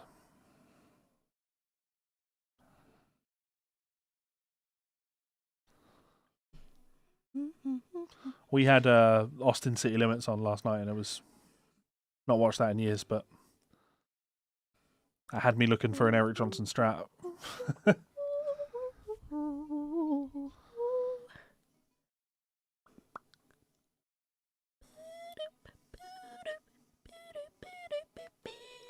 I love those licks like that. You just can't get away with playing licks like that in most settings. That's a sign of someone that doesn't know what they're doing. But when you know what you're doing and you choose to do something like that, beautiful.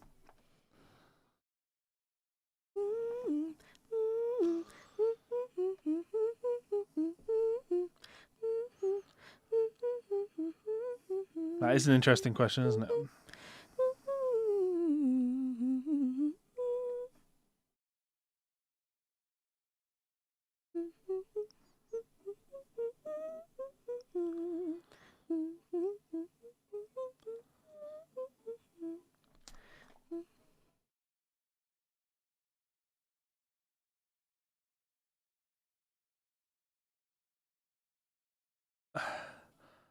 I wouldn't say we're being chronological with things, but you know, we may jump about a little bit chronologically, but we're trying to stay early, and it's helping people to get into the sound, right? Because immediately I just want to be like, right, let's talk about Parker, but you can't. That's part. Sure, you can see the evolution from this to Parker. I wonder if Charlie Parker ever commented on Django. But we're talking about accessible music, you know. So part of me wants to go, okay, well, let's do some Billy, or let's do some Ella. I vote Billy or Ella. Yeah. Monk's a bit, yeah. Art Tatum is that's some tough listening for a lot of people. I think I could go for that, but I mean, you know, these are all things that we'll get around to either way. So Yeah. I mean, the problem is you can't ask me because I'm gonna want Billy or Ella or Mingus. Yeah, we're not there yet, unfortunately. So Belleville is, I'm sure I said this on the last stream, but Belleville is in Mafia 2 that I'm playing. This keeps coming on the radio. I was thinking Count Basie.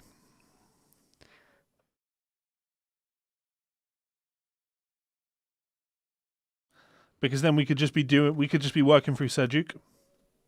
Okay. That would be kind of nice.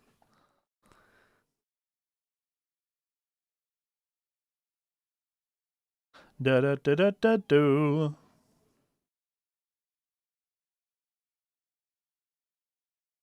Because while we did do Duke Ellington, it was the Louis Armstrong stuff, which it's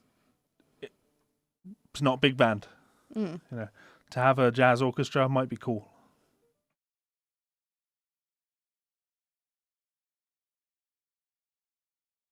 I feel like at some point I really want to do a live stream where you and I watch Harry Connick Jr.'s New Year. We can't. We can't. Not to like stream it. Oh, sure. We watch it and talk about it. I just want you to watch it with me. I want one person to watch it with me. Because nobody wants to watch it with me. It's because he robbed me. Oh, shush.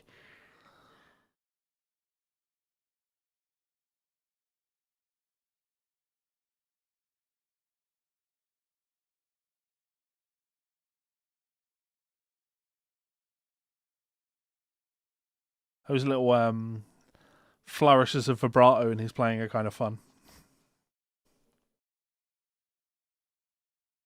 There is times where Stefan Gabrielli does sound really country.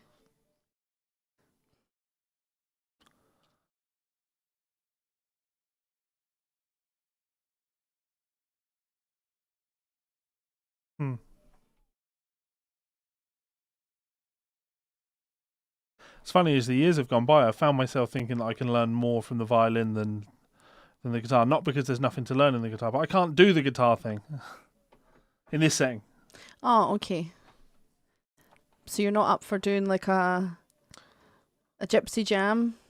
Trying to play like Django? Or at least there's a couple of like there's a couple of sort of the jam's wrong the word.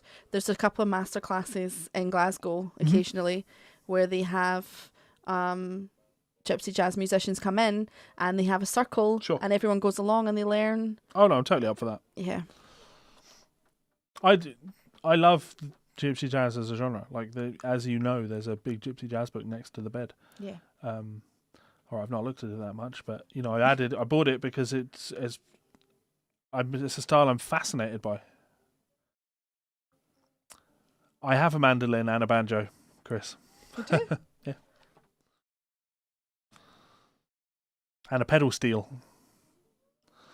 And on my first country book, on the backing tracks for those, I play banjo, mandolin, pedal steel. That's what it is. What? Your one-man band would be called Tatty Django. That's your one-man band. There you go.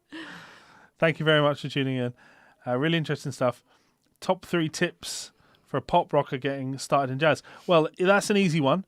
Check out our 3 jazz school streams. With jazz, don't start in the end. Don't start at the end. Don't start with Pascal Grasso. Don't start with Alan Holdsworth. Don't start with Kurt Rosenwinkel. Don't even start with Pat Metheny. Go back to where jazz started, where it became popular. Understand why it became popular would be what I would say. I would also say that when it comes to jazz, I think it should be treated like academic writing, or academic reading, I should say. You know, when you're reading anything academic, sometimes you just don't connect with it. It doesn't matter what you do, you're not going to get there. But you find a little bit and you're like, oh, I get that. So skip to the bits you get. Skip to the bits you get until you build up, you know, more of a relationship with it. So don't go and get a jazz album and then painfully sit through it when you're like, I just want to listen to that one track. Listen to the one track. Move on. Can we come back? I mean, Peter, you fucked it, mate. It's not Tatty Djangos. It's Tatty Django. Tatty Django. Yes, PR. Do it. I'll make some Tatty Django merch. Tatty Django. Levi's just got like one of those big bass drums on his back, a banjo, some cymbals on his knees.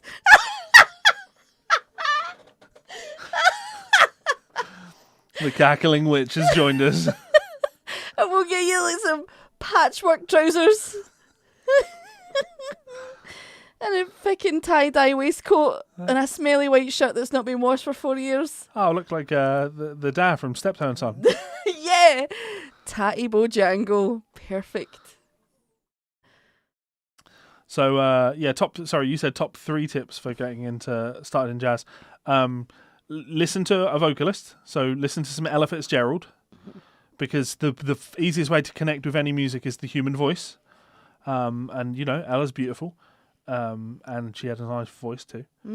I will point out, though, I'd just like to point out, the Ella Fitzgerald Barbie doll, massively misrepresentative of Ella Fitzgerald. Yes. Okay, so for my birthday, when my friends bought me... Keep talking, I'll bring it up. Barbie put out a selection of dolls that was inspiring women for little girls to buy a Barbie that had some kind of like, she had a job that was really inspiring, or she'd done something really inspiring. So one of my friends very sweetly for my birthday, my recent birthday I should add, decided to buy me an Ella Fitzgerald Barbie because they knew I loved Ella Fitzgerald and they just thought it was a cute present. I do love her. She's very beautiful. She doesn't look anything like Ella. And she's also very, very skinny. She's very skinny. And Ella was a big girl, and like, I just feel like they've like, even the picture on the cover, they've got Ella looking like Ella, and then who's this? This is not like, Ella. I also feel she's a lot whiter than Ella. Yeah, they've made her her face is very European. Yeah. Like Ella's a black woman, and they've given her very narrow nose. They've given her a very sort of like thin lips. It's just, it doesn't look, it's obviously they've taken a European Barbie and they've coloured it to be a black woman, which annoys me, but also the weight thing annoys me. It's like, what are you going to do, bring out an Aretha Franklin doll and make her like a size 8? Like, no. What was it Jack Black said? No, it wasn't Jack Black, somebody said it. She needed a lot of space to eat her chicken wings, but that's okay because she was gorgeous, because she was amazing. Yeah. It doesn't matter. Yeah, 1 out of 10, I have to say. So I'd say listen to some Ella, because that will help you get started in jazz, definitely. Then listen to, I want to say Sidney Bechet, but I wouldn't, just because, it's clarinet. Listen to Sidney Bechet. I mean, sure, or Louis Armstrong. It's good. It's a nice point. It's a nice route in. Yeah. You have to ask yourself, what do you prefer the sound of? Do you like clarinet, or do you like? I mean, that's a lovely unbiased opinion there for Levi. Clay was just like, do you like clarinet, or do you like trumpet? That's what that was. Well, no, but I've acknowledged that bias. I've said that I don't like clarinet, so Okay. that's why I wouldn't pick that. Sure. But I mean, don't get me wrong. It is still absolutely beautiful. Cindy Michel's playing is absolutely beautiful. So yeah, but check out something early like that and listen to them playing standards that you've heard Ella sing, because that way you understand that jazz musicians, when they're playing a song, they are playing the song. And then, sure, they might have the opportunity to then play a solo. And in the early stuff, the solo is going to be very influenced by the melody. But that way, you'll still understand that it's a song that you're listening to. Rather than, it's very easy to come to jazz not knowing any of the standards and not knowing things that people play and how they play. And it just sounds like 5 people in a room all playing different songs with no sense of structure. I do think as well, I love this song so much. I think Ella has a song called Bewitched, Bothered and Bewildered. You've probably heard of it, but I think it's a fabulous song to listen to see how plainly you can perform something and then make it more intricate and beautiful at parts, but bring it back to simplicity. Because in that song, when she does go off and the band make it a slightly more a jazzier affair, when they do finally come back to the sort of simple refrain, it makes it even more beautiful because they haven't just went bananas over the whole thing and made it incredibly, harmonically complicated. Saxophone. I think that might be why, though, Chris, because they're functionally, no, they're not the same instrument, but you know what I mean when I say functionally the same instrument. It's a reed instrument with keys, similar if not the same fingerings. It's the, I've never really looked into why one instrument sounds the way it does, why a clarinet sounds the way it does, and why a saxophone sounds the way it does. It's got to be both material and shape of the bell, right? Size as well. Yeah, but because if you just took like a clarinet and a soprano saxophone, they are very similar in terms of size, shape, but they sound very different. So material, maybe? Yeah. Also, the reed would matter because the reed on a clarinet is very long and thin. The reed on a saxophone is short and fat. Okay, yeah. Point is, when I hear a saxophone, I hear like what I describe as, and I know that's not the case, but a natural overdrive. Being a guitar player, that's a good way to. That's a good way to. When I put on a crunch channel on my amp, to me that's what that saxophone has. Whereas the clarinet is a much more, it's a honkier sound would be the way. It's got a ho, G, low, G. Oh. So this is essentially what singing lessons with Tatibo Levi's. Django is going to be. He's going to play the saxophone, and he's just, when he sings, he's going to go,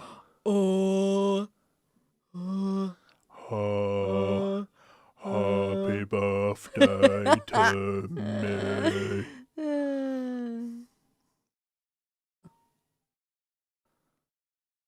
I assume so, and I'd have to ask Dave Donnelly this.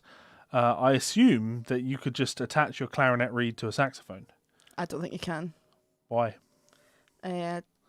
So again, I will need to check. So nobody come for me in the comments if I'm getting this wrong. But having watched Dave do the saxophone for many years, so the reed for the saxophone appears to be shorter and fatter, and it slides into the space that is really wide inside the saxophone. Whereas with a clarinet, it seems like a lot thinner space.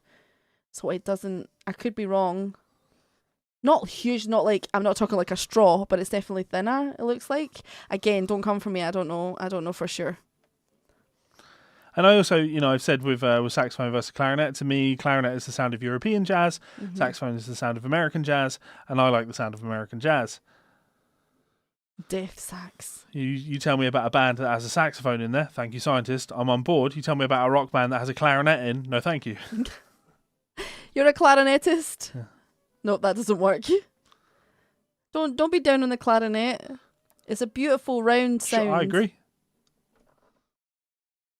I'm going to make Dave Donnelly play clarinet on everything from now on. And then I'm going to make Dave Donnelly play Iwi on everything. Please no. No. If you love me, you won't ever mention Iwi ever again. I think we're going to go in tonight and we're going to put on a long Michael Brecker concert where he just plays Iwi. God, no. Just like to point out, I do love jazz. And I actually do like some Michael Brecker. Hey, Mikey, Mike. You feeling left out, buddy? We'll take you out after this, mate. So we have a couple minutes left, and then we're going to go on over and listen to the first track on Love Letters. Oh, really? So you can talk about Witch Trials. Sure. And my favourite line in the song. Oh, of course.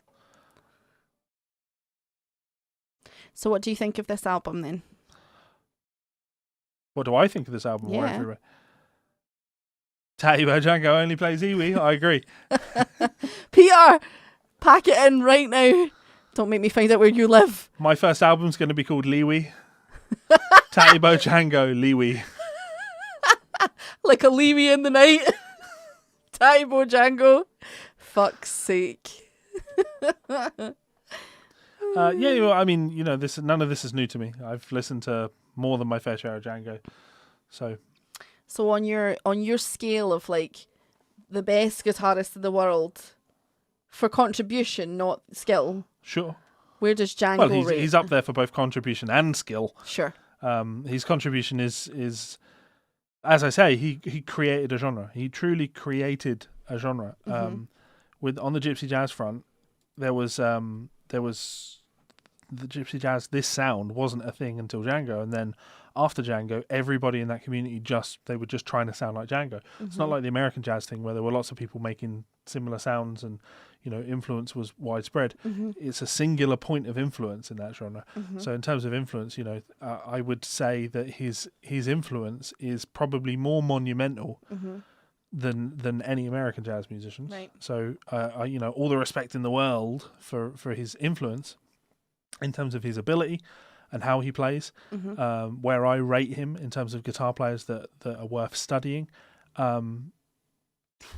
Easily top 5. Easily top 5. That's cool. Just there's no doubt. Sure, like would I rather sit and listen to Jerry Reed all day? Yeah, you would. But I think that when I'm asking that question, it's because Jerry Reed's got a lot of stuff I don't love. But also, you know, you can listen to a ton of Jerry Reed, and sure, he's got a lot to offer. But I think you could learn it. I think you could learn to do what he did a lot faster than you could learn to do what Django's doing. So sure. And yeah, he's not refined. You know, I know, I'll give it that. It's nowhere near as refined as many of the players that came after him. But he's a true original, and yeah, all the respect in the world for that. So, what are those top 5 of like most important or influential guitar players? Or guitar players that I guess the phraseology would be guitar players that are essential to be studied. The most important guitar players, if you like. I'm doing everything in my power to not say Hendrix because I don't like Hendrix's playing, but I think he's important in terms of the history of guitar and the development of guitar. You are never ever going to convince me to not say Eddie Van Halen. I think Eddie Van Halen is one of the most important guitar players that ever lived, in terms of his influence and how different things were before and after Eddie Van Halen broke. I'm going to put Django in there because I can't not put Django in there. I'm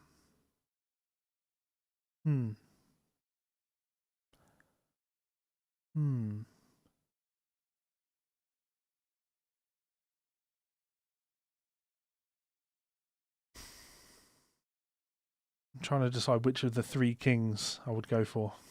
Can I just say the 3 kings? B.B. King, Freddie King, and Albert King?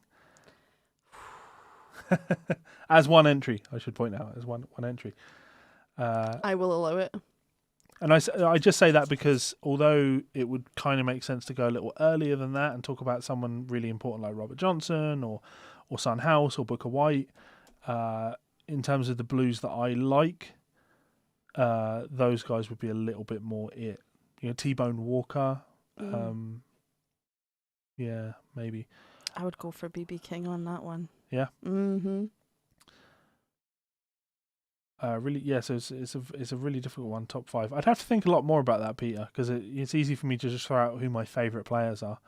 You know, I think there's an untold amount of stuff that could be studied from Jerry Reed. I think that, you know, as I'm sure you know, Michael Romeo from Symphony X is my favourite rock guitar player, favourite metal guitar player. Yeah. Okay, Segovia, yeah, sure. Well, you're talking classical there, and it's not really something that it's a different instrument. I literally think of it as a different instrument. Yeah. Anyway, so while I maybe think about that a little bit more, I am going to bring up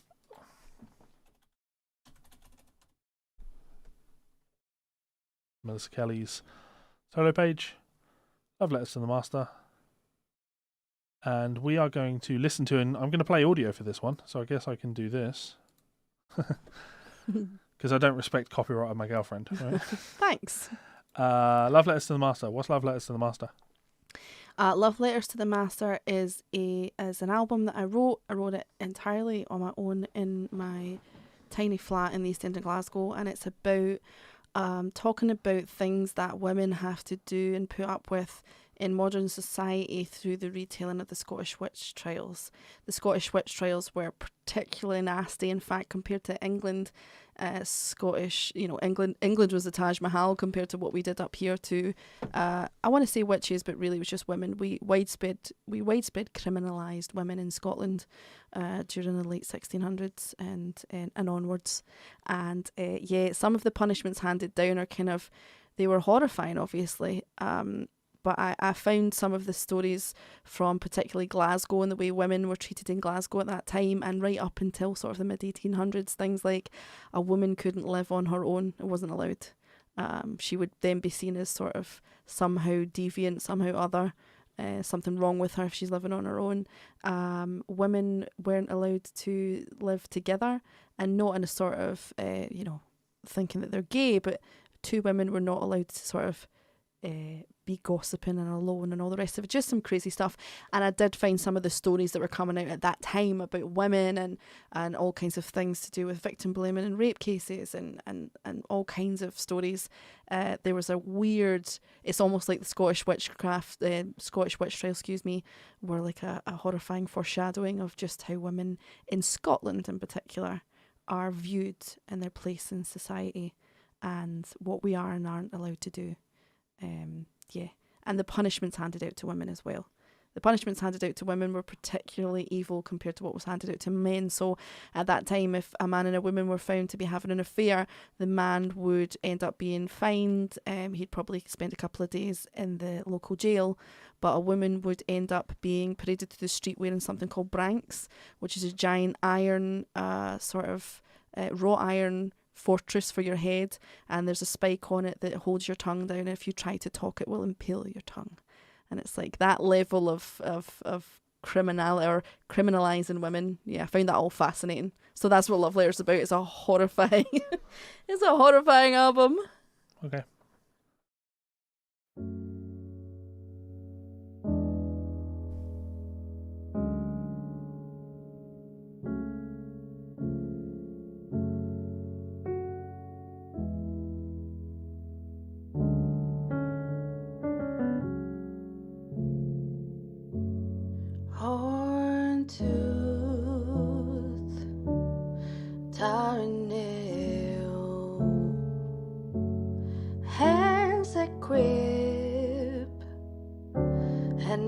That fail.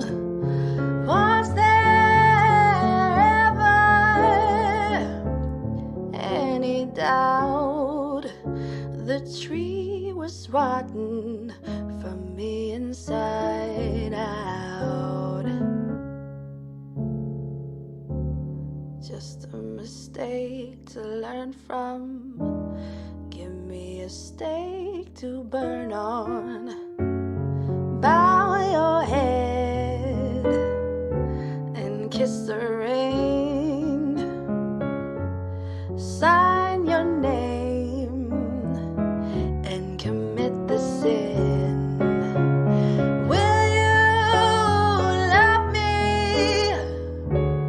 Bruised and broken.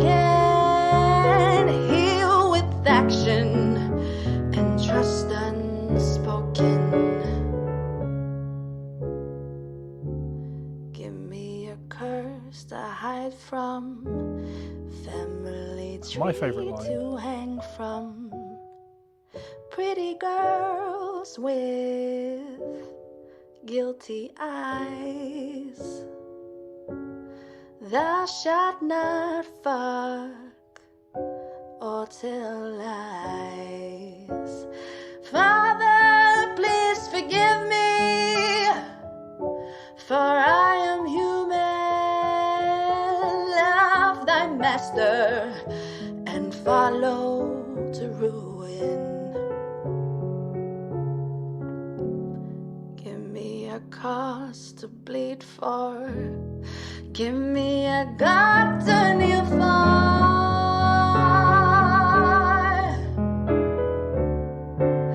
A God to kneel for.